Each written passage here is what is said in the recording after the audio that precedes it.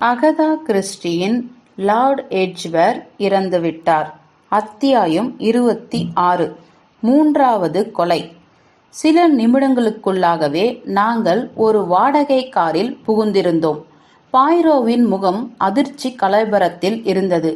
எனக்கு பயமா இருக்கு ஹேஸ்டிங்ஸ் என்றான். எனக்கு பயமா இருக்கு. என்ன பாய்ரோ, அபசகுணமா எதையும் நீ சொல்லிவிட்டு நிறுத்தி கொண்டேன். நாம் ஏற்கனவே நம்மை இருமுறை வீழ்த்தியே வென்றுள்ள யாரோ ஒருவனை எதிர்த்து மார்த்தட்டிக்கிட்டு இருக்கோம். வீழ்த்தி பழகியவன் அவன். எனவே மறுபடியும் வீழ்த்திட்டு தப்பிக்க அஞ்சவே மாட்டான் ஹேஸ்டிங்ஸ். 4 பேருக்கு நடுவுல மாட்டிக்கிட்டு உயிருக்கு போராடி ஒளிந்தும் ஓடியும் சுழித்தும் அல்லாடும் எலி போல அலைஞ்சுக்கிட்டு இருக்கான் அவன். ராஸ் ஒரு ஆபத்து. ஆகவே ராஸ் அகற்றப்பட்டு விடுவான். பாய்ரோ, கதறினேன் நான்.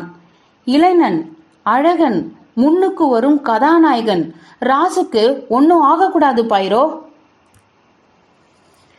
அப்படின்னா ராஸ் நம்மிடம் சொல்ல துடித்தது அத்தனை முக்கியத்துவம் பெற்றதா பாய்ரோ? சந்தேகமாய் கேட்டேன் நான். அப்படி ஒரு நினைப்புல ராஸ் இருப்பதா தெரியவே இல்லையே. உன்கிட்ட அப்படி மறைச்சதுதான் அவன் செஞ்ச பெரிய தப்பு. அவன் நம்மிடம் சொல்ல விளைந்தது விண்ணுயர முக்கியம் வாய்ந்தது என்பது கண்கூடுடா. அப்படியே ஆனாலும் அவன் மனசுல அப்படி நினைச்சிருப்பதை வேறு யாரால அறிய முடியும் பாய்ரோ? உன்னிடம் ராஸ் பேசியதா நீ சொன்ன. அங்கே விருந்துல உங்க 2 பேரையும் பலர் சுற்றி இருக்க 2 பேரும் பேசியிருப்பீங்க.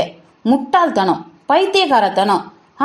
அப்படி அவசரப்பட்ட ராசை சிக்கலான சீமான் எட்ஜ்வேரின் கொலை வழக்கோடு மறைமுகமா இணைந்துள்ள அவனை நீ ஏண்டா கையோட உன்னோடையே அழைத்து வந்திருக்க கூடாது?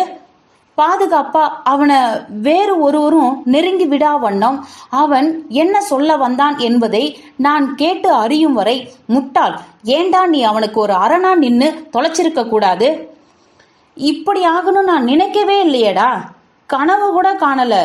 வார்த்தைகள் கோர்வையாய் வராமல் தெக்கினேன். பாய்ரோ அதிகார பாவனையை உடுத்தி கொண்டான். உன்னை குற்றம் சொல்லி கொள்ளாதே. உனக்கு எப்படி தெரியும்? சந்தேகப்படவே தெரியாத உண்மை விசுவாசிகள் நீயும் அந்த ஜேப்பும் வீணா சந்தேகப்படுவான்னு சொல்லுவீங்களே ஒழிய என்னை இப்போ என்னாச்சு?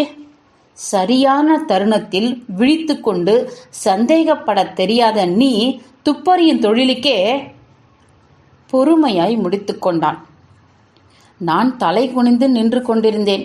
எவ்வளவு பெரிய தப்பு செய்துவிட்டேன் ஹேஸ்டிங்ஸ். கொலைகாரன் நயவஞ்சக புலி போன்றவன்டா. பசி அடங்காத புலி. சீக்கிரத்திலே போய் சேரமாட்டோமா? ராசின் முகவரிக்கு வந்து சேர்ந்தோம். ஒரு வீட்டின் மேல் மாடியில் தங்கியிருந்தான் ராஸ். அறை கதவு திறந்தே இருந்தது. உள்ளே முதல் மாடிக்கு இட்டு செல்லும் விசாலமான மாடிப்படிகள் தென்பட்டன. ஆள் அரவமற்ற பகுதி. வெகு சுலபமா நுழையும்படியான வீடு. கவனிப்பார் இல்லை. இவ்வேறெல்லாம் முணுமுணுத்தபடி முதல் மாடி நோக்கி விரைந்து கொண்டிருந்தான் பாய்ரோ. மாடிப்பகுதியின் நுழைவாயிலில் ராசின் அடையாள அட்டை செருகப்பட்டு ஊர்ஜிதம் செய்தது. அங்கு நின்றோம். எங்கும் ஊசி முனை விழுந்தாலும் கேட்கும்படியான அமைதி. அக்கதவை தள்ளினேன். நாங்கள் ஆச்சரியப்படும்படி ஒத்துழைத்தது அது விலகியது. நுழைந்தோம். ஒரு முதன்மை அறை. அதன் ஒரு புறத்தில் இருந்த அறையின் கதவு திறந்தே இருந்தது. மறுபுறத்தில் படிக்கும் அறை போல தோன்றிய அறையின் கதவு ஒருக்களித்திருந்தது. அந்த அறைக்குள் நாங்கள் கலவரமாய் நுழைந்தோம். எளிமையான மரஜாமான்களால் அவ்வறை அமைந்திருந்தது. அங்கிருந்து ஒரு மேஜையில்தான் ராஸ் எங்களுடன் பேசிய தொலைபேசி இருந்தது. அதன் ரிசீவர் அம்மேஜையில் கவிழ்த்து வைக்கப்பட்ட நிலையில் இருந்தது.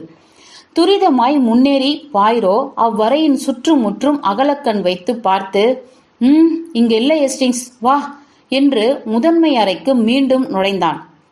கதவு முழுதாய் திறந்திருந்த இன்னொரு அறைக்கு பாய்ந்தோம். அது ஒரு சிறிய உணவருந்தும் அறை. அங்கிருந்த சாப்பாட்டு மேஜையில் ஒழுங்கற்ற கோணத்தில் விரிந்து விழுந்து கிடந்தான் ராஸ். பாய்ரோ அவனை திருப்பினான். நேர் செய்து போட்டான். ராஸின் முகம் வெளிரி போயிருந்தது. உடல் ஜில்லென ஐஸ் கட்டியாயிருந்தது. இறந்து விட்டான். கபாலத்தின் பின்பகுதி சிதையும்படி மிக சரியாய் அடிக்கப்பட்டிருக்கான். இந்த வார்த்தைகளை பாய்ரோ சொல்லி முடித்ததிலிருந்து தொடர்ந்த அன்றைய மதியம் முழுவதும் எனக்கு மாபெரும் தீக்கணா கண்ட பிரம்மையிலேயே கழிந்தது. நான் கை நழுவ விட்டு என் கடமையிலிருந்து வழுவி நிற்கிறேனே. இந்த குற்ற உணர்ச்சியே என்னை தைத்தது. பாய்ரோவும் சரி, நானும் சரி, ஒருவருக்கொருவர் பேசிக்கொள்ளவே இல்லை. அன்று மாலை வெகு நேரம் கடந்த பிறகும் நான் செய்ய தவறிவிட்ட கடமைக்காக ஆழ்ந்த வருத்தங்களையும் மன்னிப்பையும் தெரிவித்துக் கொண்டேன். நீ எப்படியப்பா சந்தேகப்படுவாய்? எல்லாம் வல்ல இறைவன் உன் போன்றோருக்கு சந்தேகப்படும் மூளையே கொடுக்கலையே. அப்படிப்பட்ட அழுகிய மூளையெல்லாம் எங்களுக்கன்றோ கொடுத்திருக்கிறான். தயவு செய்து குத்தி காட்டாதே பாய்ரோ. உன்னை பார்த்து பேசணும்னா சரின்னு 5 மணி போல தொடர்பு கொண்டு நீ இருக்கியான்னு ஊர்ஜிதப்படுத்திக்கிட்டு வர சொன்னேன். அப்படியே செஞ்சான். இதுதான் நிலை. நீ என் நிலையில இருந்திருந்தால் சந்தேகப்பட்டிருப்பியா? என் நிலையும் அனுபவமும் வேற ஹேஸ்டிங்ஸ். என் வாழ்க்கை முழுவதும் நான் கொலைகாரனுடையேதான் வளைய வந்திருக்கேன். அவர்களை பின்தொடர்ந்தேதான் வாழ்ந்தும் வந்திருக்கேன். ஒவ்வொரு முறையும் கொலை செய்ய வேண்டும் என்னும் வெறி எப்படி வளர்ந்து பெருகும் என்றும், கடைசியில் உப்பு சப்பற்ற ஒரு அற்பமான எதிர்ப்புக்கு கூட அந்த வெறி இன்னும் எப்படி கொழுந்து விட்டு எரிய தொடங்கி சாதிக்கும் என்றும் மனம் உடைந்து நிறுத்தி கொண்டான். கோரமான நிலையில் பிரேதத்தை கண்டதிலிருந்தே ஒரு வார்த்தை கூட எழாது அமைதியாயிருந்தான் பாய்ரோ. போலீஸ் வந்த போதும் வீட்டின் இன்னப்பற பிரஜைகளுடனான விசாரணையின் போதும் ஒரு கொலையை தொடர்ந்து 101 கேள்விகளை கேட்டு குடைந்து கொண்டும் நிகழும் சம்பிரதாய போலீஸ் நடவடிக்கைகளின் போதும் இவை எதிலும் தொடர்பே ஏற்படுத்தி கொள்ளாது சிறிது தூரம் போய் தனிமையிலேயே நின்று கொண்டிருந்தான் பாய்ரோ. அந்நியனை போல் அமைதியாய் இருந்தான். ஏதோ வரப்போவதை முன்கூட்டியே அறிந்து கொள்வது போன்ற தீவிர சிந்தனை அவன் கண்களில் இருந்தது. இப்பொழுது மனமுடைந்து பேசுவதை நிறுத்தி கொண்டு பொழுது அதே உத்தேச கருத்து நிறைந்த பார்வை மீண்டும் வந்து குடிக்கொண்டது. பிறகு நமக்கு வருந்திக்கிட்டு வீணடிக்க நேரம் கிடையாது ஹேஸ்டிங்ஸ் என்றான். இறந்து போய்விட்ட பரிதாபமான இளனன் நம்மிடம் சொல்ல என்று எதையோ வைத்திருக்கிறான். அப்போ அந்த எதுவோ அது மிக மிக முக்கியமான விஷயம்தான் என்பதும் நமக்கு விளங்கிடுச்சு. இல்லனா அவன் கொலையாவான கொடூர நிலைக்கு தள்ளப்பட்டிருக்க மாட்டான். இனி அவனால உயிர் தெழுந்து வந்து சொல்ல முடியாது. ஆகையால நாம் தான் யூகிச்சாகணும். நாம் சர்வ நிச்சயமா சரியா யூகிக்கணும். ஒரே ஒரு குறிப்பினை மட்டும் கையில வச்சுக்கிட்டு. பாய்ரோவின் சந்தேக கேள்விக்கு பாரிஸ் என்று பதில் தந்தேன் நான். ஆமாம், பாரிஸ். ஹெர்குல் பாய்ரோ எழுந்து கொண்டு இப்படியும் அப்படியுமாக நடக்க ஆரம்பித்தான். சிந்தனை. பிறகு இத்தீவிர சிந்தனையின் முடிவாய் பேச ஆரம்பித்தான். இவ்வழக்குல பல இடங்கள்ல பாரிஸ் மொழியப்பட்டுள்ளது. ஆனால் அனைத்தும் துரதிர்ஷ்டவசமாக வேறு வேறு சமயங்கள்ல தங்க பெட்டியில பாரிஸ் என்னும் வார்த்தை பொறித்தெடுக்கப்பட்டுள்ளது. சென்ற நவம்பர் மாதம் குறித்த உரையாடல்களில் பாரிஸ் மொழியப்படுது. செல்வி ஆடம்ஸ் பாரிஸில் இருந்திருக்கிறார். அந்த சமயத்தில் ராஸ் கூட அங்குதான் இருந்திருக்கலாம். அப்போ அங்கு ராஸ் அறிந்த வேறு யாராவது இருந்திருக்கலாமோ? செல்வி ஆடம்ஸுடன் விசித்திரமான தனிப்பட்ட பிரத்யேக சூழ்நிலையில் அந்த யாரையோ ராஸ் அசாதாரண நிலையில் பார்த்திருப்பாரோ? இவையெல்லாம் நாம் அறியவே முடியாதவை என்றேன் நான். ஆமாம், ஆனால் நம்மால் அறிய முடியும். நாம் அறிய வரும். மனித மூளையின் சக்தி இருக்குது பாரு ஹேஸ்டிங்ஸ். அது ஏறக்குறைய கணக்கிட இயலாதது. இவ்வழக்கோடு வேறு எந்தெந்த சம்பவ நிலைகளில் பாரிஸ் என்னும் வார்த்தை பரிமாறப்பட்டது? குட்டையாய் கண்ணாடி அணிந்திருக்கும் நாம் அறியா ஒரு பெண் அங்கிருந்து வரவழைக்கப்பட்ட தங்கமுலாம் பெட்டியை வாங்குகிறார். அவள் ராசுக்கு தெரிந்தவரா? கொலை நிகழ்த்தப்பட்ட நாளில் மெட்டான் மாகாணத்து இளவரசர் பாரிஸில் தான் இருந்திருக்கார். Paris Paris Paris. சீமான் எட்ஜ்வேர் பாரிஸுக்கு கிளம்ப வேண்டும். இங்கு நமக்கு ஒரு உளவு தென்படுது. ஒருவேளை அவரை பாரிஸுக்கு செல்வதிலிருந்து தடுக்கத்தான் கொலை செய்யப்பட்டிருப்பாரோ? புருவங்களில் இறுக்கமான வளைவு முடிச்சுகள் மீண்டும் தோன்ற மேற்சொன்ன கேள்வியோடு அப்படியே சிந்தனையில் அமர்ந்து கொண்டான் பாய்ரோ. வெகுண்ட எண்ணங்களின் தாக்கத்தால் அவனிடமிருந்து கிளம்பிய ஒருமுகப்படுத்தப்பட்ட சிந்தனையின் அலைகளை என்னால் உணர முடிந்தது. எனவே நான் கிஞ்சித்தும் இடையூறு செய்யவில்லை. நிமிடங்கள் கரைந்தன. ஒரு கணத்தில் அமைதியாய் அந்த அலாவலில் என்னதான் நடந்தது என முணுமுணுப்பது போல கேட்டான் பாய்ரோ. அலாவலின் போது தற்செயலாய் விழுந்த ஒரு வார்த்தையோ வாக்கியமோ ராசியின் கருத்தில் இருந்த ஒரு தகவலின் அதி முக்கியத்துவத்தை உணர்த்தி வெளிச்சம் போட்டு காட்டியிருக்கும். அத்தகவல் அத்தனை முக்கியத்துவம் வாய்ந்ததுன்னு அவன் அதுவரை நினைச்சு கூட பார்த்திருக்க மாட்டான். பிரான்ஸ் பற்றி ஏதாவது உரையாடல் நிகழ்ந்ததா? அல்லது பாரிஸ் பற்றி? உங்க சாப்பாட்டு மேஜையில் ஏதாவது ஒரு மூலையிலிருந்து கிளம்பியிருந்தாலும் பரவாயில்ல, சொல்லு ஏஸ்டிங்ஸ். பாரிஸ் என்னும் வார்த்தை பிரயோகிக்கப்பட்டது. ஆனால் இவ்வழக்கு சம்பந்தமா இல்ல. இப்படி அறிமுகம் தந்த நான் ஜானே வில்கின்சன் கரடு முரடாய் பாரிஸ் பற்றி பேசியதை சொன்னேன். அப்படி சொல்லு. இளநனின் துணுக்குரலுக்கு இதுதான் காரணம் என சிந்தனை பொதிந்து குறிப்பிட்டான். பாரிஸ் என்னும் ஒரு வார்த்தை போதும். ராசின் மூளையிலிருந்து பாரிஸோடு சம்பந்தப்பட்ட வேறு ஏதோ ஒன்றை தட்டி எழுப்ப. அப்போ எதை ராஸ் பார்த்துக்கிட்டு இருந்தான்?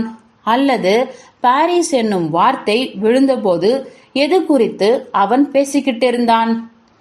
பிரிட்டிஷ் நாட்டு மூட நம்பிக்கைகள் பற்றி ஏதோ பேசிக்கொண்டிருந்தான். நீ அதை கவனிக்கலையா? எதை?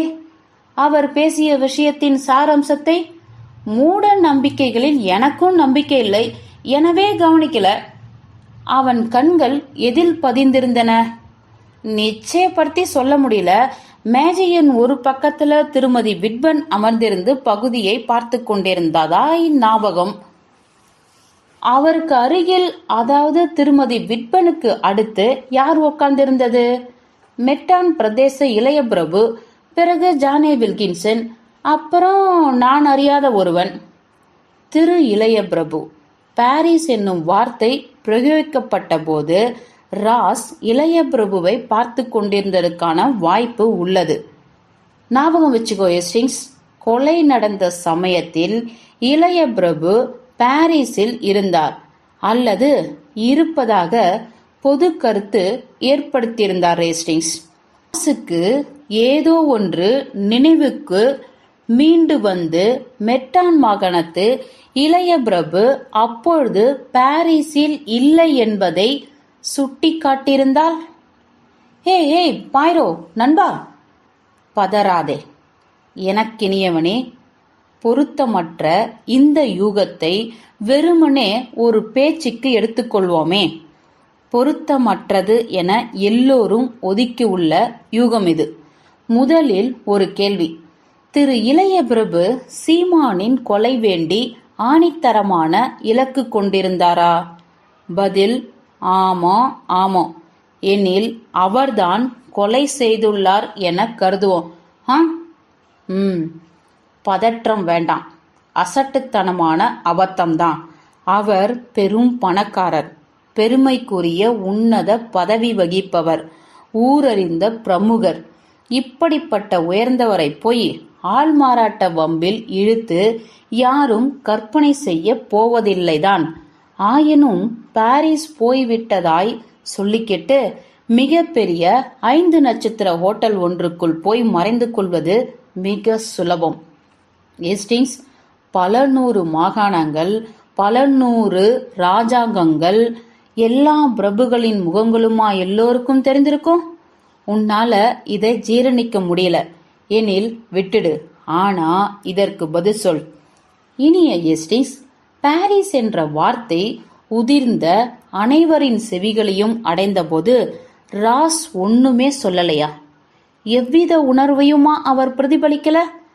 அவர் மூச்சனை சீரற்று உள்ளுக்கிழுத்து கொண்டதாய் நினைவு. பிறகு உன்னுடன் பேசிய போது அவரிடம் நிலவிய குண அதிசயம், இது எப்படி இருந்தது? பயந்தா அல்லது குழப்பத்திலா? ரெண்டுமே. மிக சரி, மிக சரி. ஓர் யூகம் அவருக்குள் வந்துள்ளது எஸ்டிங்ஸ். அதை இயற்கைக்கு விரோதமான அல்லது முட்டாள்தனமான அபிப்பிராயம்னு அவரே முடிவு கட்டியிருக்கார். இருந்த போதிலும் இக்கருத்தினை சொல்லிவிட நினைக்கிறார். முதலில் என்னிடம். ஆனால் இறைவா, இப்படி ஒரு முடிவை அவர் எடுத்துக்கொள்ளும் போது நான் ஏற்கனவே அங்கிருந்து கிளம்பியிருக்கிறேன். இன்னும் கொஞ்சம் எனக்கு விலக்கி இருந்தால் கூட போதுமே. பாய்ரோ, நான் ஓலமிட்டேன். இப்போ புலம்பி என்ன பயனடா? விடு. அப்போது உனக்கருகிலிருந்தது யார் யார்? ஏறக்குறைய எல்லாருமே திருமதி விட்பனுக்கு நன்றி தெரிவித்தபடி விடை பெற்று கொண்டிருந்தனர். குறிப்பிட்டு யார் இருந்தார்னு நான் கவனிக்கல. பாய்ரோ மீண்டும் எழுந்து கொண்டான். நான் முழுக்க முழுக்க தவறாகவே இருந்துட்டேனா? மறுபடியும் இருதலை கொள்ளி எறும்பாய் அறையை வட்டமிட துவங்கிய போது முணுமுணுத்து கொண்டான். இவ்வழக்கை முழுக்க முழுக்க தவறாகவே யூகித்து அணுகியுள்ளேனா? என் நண்பனை மிக இறுக்கமாய் பார்த்தேன். அவன் மூளைக்குள் என்னென்ன அபிப்பிராயங்கள் எல்லாம் சுழன்றடித்துக் கொண்டிருக்கின்றன என என்னால் மிக துல்லியமாய் பிரித்தறிய முடியவில்லை. சிப்பி அப்பா நீ என்று வேடிக்கையாய் ஜேப் ஒரு முறை பாய்ரோவை வர்ணித்தார். அது மிக பொருத்தமான வர்ணிப்பென இப்பொழுது உணர முடிந்தது. சிப்பிக்குள் இருக்கும் முத்து பிறருக்கு தெரிவதே இல்லை.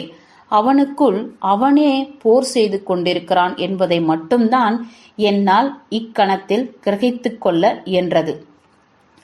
சிறிது நேரத்திற்கு முன் செய்தது போலவே நடையை நிறுத்தி கொண்டு சட்டென இருக்கையில் வந்து அமர்ந்து கொண்டான் பாய்ரோ. நான் முழுக்கவும் தப்பா போயிருக்க முடியாது எஸ்டிங்ஸ்.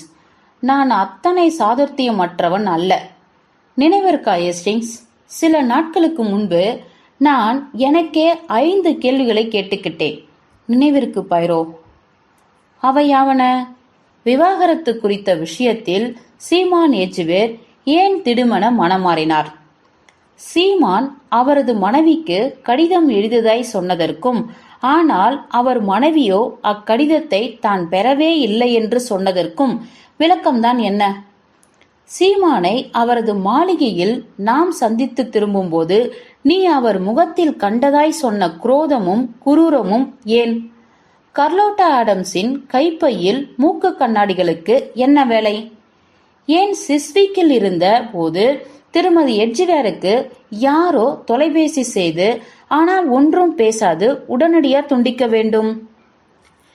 இவற்றில் எதற்குமே எவ்விடையும் என் மூளைக்கு எட்டாததனால் நான் பதில் பேச முடியாமல் வாயடைத்து போய் குறுகி அமர்ந்திருந்தேன்.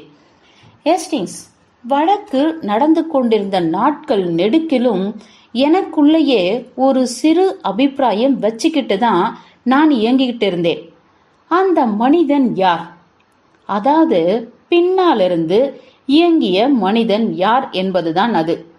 மேற்சொன்ன முதல் 3 கேள்விகளுக்கும் எனக்குள் விளைந்திருந்த சாத்தியமான பதில்களை நான் உன்னிடம் சொல்லியிருக்கேன். அந்த பதில்கள் எனது சிறு அபிப்பிராயத்தினை ஒத்தே இருக்கின்றன. ஆனா மற்ற 2 கேள்விகளுக்கு என்னால பதில் சொல்லவே முடியலடா. இதற்கு என்ன அர்த்தம் தெரியுமா? அந்த மனிதன் குறித்த என் கணிப்பு தவறு. அது அந்த மனிதனாக இருக்க முடியாது, அல்லது விடையே காண இயலாதபடி மீதமுள்ள 2 கேள்விகளுக்கும் நம்முடனேதான் இருக்கப் போகின்றன. இவற்றில் எது ஏஸ்டிங்ஸ்? எது? கேட்டுவிட்டு எழுந்தவன் தனது மேஜைக்கு சென்று விட்டான். அவனுக்கு அமெரிக்காவிலிருந்து லூசி ஆடம்ஸ் அனுப்பியிருந்த கடிதத்தை மேஜையை சாவியை போட்டு திறந்து வெளியே எடுத்தான். ஜேப்பிடம் இக்கடிதத்தை கொடுத்து ஓரிரு நாட்கள் அவரை வைத்திருக்குமாறு கேட்டுக்கொண்டிருந்தான். ஜேப்பும் அப்படியே செய்துவிட்டு திருப்பி தந்தார்.